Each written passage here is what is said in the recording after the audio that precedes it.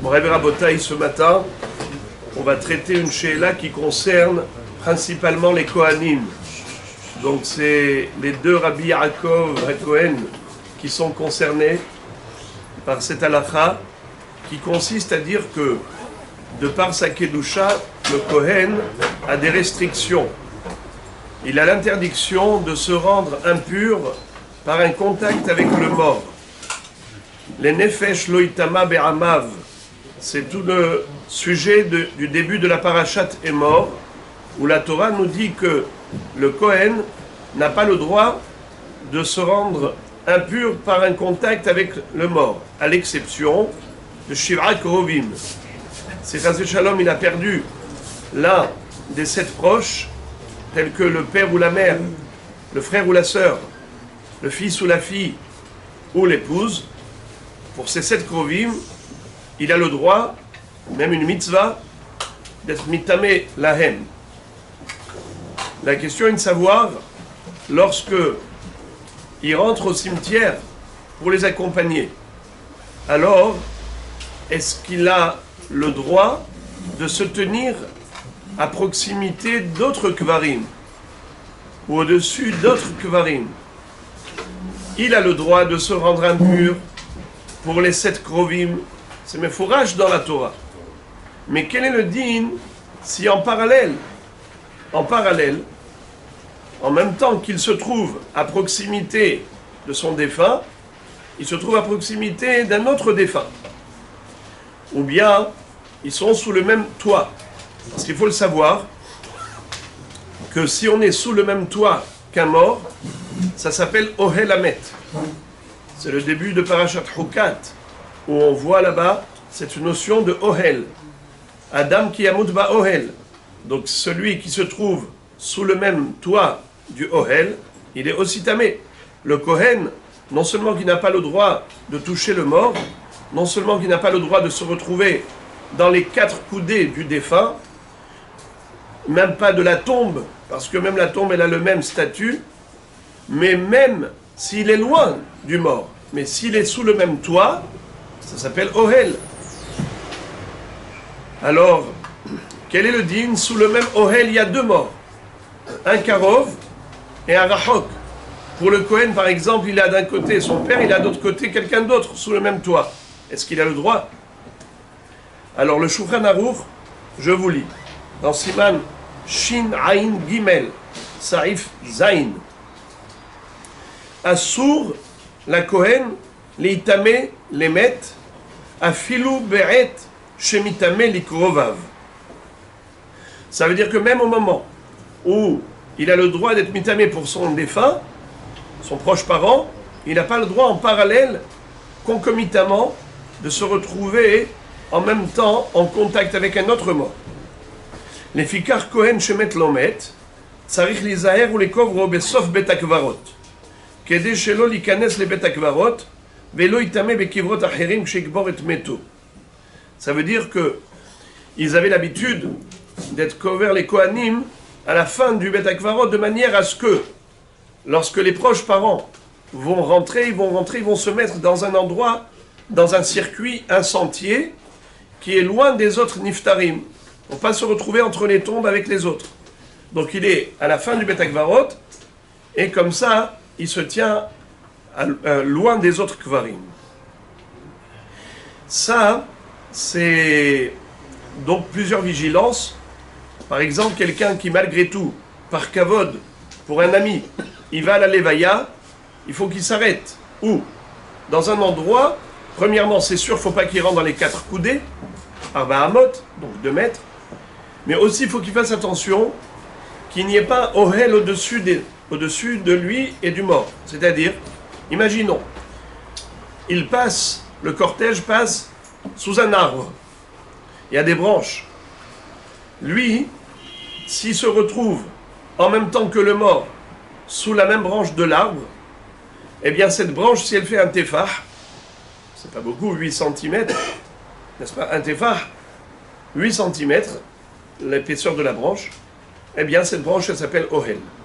S'il y a le haron du mort qui est sous la branche, et que lui aussi, le Kohen, se retrouve en même temps sous cette même branche, eh bien la branche, elle est le ohel sur les deux.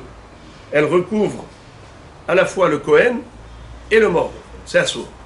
Je parle quand ça ne fait pas partie, ce mort ne fait pas partie des 7 krovim. Alors en effet, il faut faire attention qu'ils se tiennent à l'extérieur de l'arbre au moment où le cercueil va passer sous l'arbre. Donc il faut faire très attention qu'il n'y ait pas de toit au-dessus. Pas que seulement un arbre, il peut y avoir parfois des porches, des arcades. Vous avez des endroits à l'entrée du cimetière où il y a des arcades. Alors si lui, il se trouve sous la même arcade que le mort, eh bien il est sous le même Ohel, c'est assourd. Quand on a dit que il a le droit, même c'est une mitzvah, d'être mitamé pour les krovim, c'est uniquement pendant la levaya. C'est uniquement pour l'enterrement. Mais il n'a pas le droit de revenir pour les shivra ou pour les shloshim. Lorsqu'on va visiter le kever pour les 7 jours, ou bien pour les shloshim, ou bien pour l'année, évidemment, le Kohen n'a aucun droit d'aller pèleriner la tombe de son père ou de sa mère. Il n'a pas le droit. C'est uniquement au moment de la levaya que cela est autorisé. Donc, dans le Shulchan Aruch, je vous lis encore une halakha dans Siman Shin Ain Gimel, dans Ilchot Avelut Saif He, Kol elu shemitame lahem, afilu shelo letzorech, veyesh omrim, ledavka letzorech. C'est-à-dire que dans le Shulchan Aruch, on rapporte 2 shittot. On rapporte 2 shittot. Une shita qui dit que ce héter de se rendre impur pour les 7 krovim, c'est uniquement s'il y avait un besoin. On avait besoin du proche pour s'occuper du défunt. Mais sinon, assour. Nachon, il y en a comme ça qui pensent. Mais Béhémet, le Shulchan Aruch n'a pas été posé 15. Le Shulchan Aruch dit Kol elu shemitame lahem afilu shelo letzorech. Le Kohen, il a le droit de se rendre impur pour un proche parent, même si on n'avait pas besoin de lui pour s'occuper du défunt. Yalkut Yosef rapporte qu'il y a bémet une mahloket à propos de la halakha première que je vous ai donnée au nom du Shulchan Aruch. Il y a un livre qui s'appelle Eretz HaHaim qui dit que le minhag à Yerushalayim, c'est d'autoriser aux Kohanim de rentrer carrément au cimetière pour l'enterrement de leurs proches parents. Ça veut dire qu'ils ont le droit de se mettre en contact avec d'autres morts au moment où ils accompagnent, où ils font la levaya de leurs proches. Et il dit que c'était minhag à Yerushalayim. Le Rav Yitzhak Yosef Shlita, il dit que, au contraire, à Yerushalayim, on entend tous les gens de la Hevra Kadisha mettre en garde les Kohanim en disant attention, ça veut dire on ne leur permet pas de se rendre impurs par contact avec d'autres morts, même lorsqu'ils sont là pour accompagner les leurs. Donc, les Maasé, il faut suivre et respecter ce que dit le Shulchan Aruch, Rabbi Yosef Karo, qui a dit que ce héter, c'est uniquement s'ils ont un sentier à eux où ils peuvent passer de manière à ce que leur contact il est que avec leur karov et pas avec d'autres. Voilà donc Rabotaï de ce qui est l'importance du Kohen. Il y a des gens qui vont travailler, vont faire des études médicales avec des expériences qui sont faites sur des corps de morts. Alors il faut savoir qu'il y a une différence entre un goy ou un juif quand ils sont morts. Le cadavre d'un juif, il communique d'atouma puissante. Pas seulement lorsqu'on le touche ou qu'on le soulève, mais même, comme j'ai dit tout à l'heure, Ohel, sous le même toit. Mais un goy, la halakha est comme Rabbi Shimon, qui dit qu'il est métamé que bé maga ou bémassa, que si on le touche ou on le soulève, mais pas bé Ohel.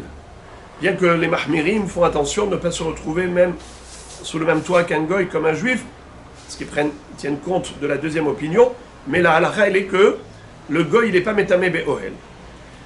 Mais il est métamé bé maga. Alors, quelqu'un qui fait des études de médecine et il fait des expériences sur des corps, sur des cadavres, même goy, ben ce Kohen là, il fait un issour.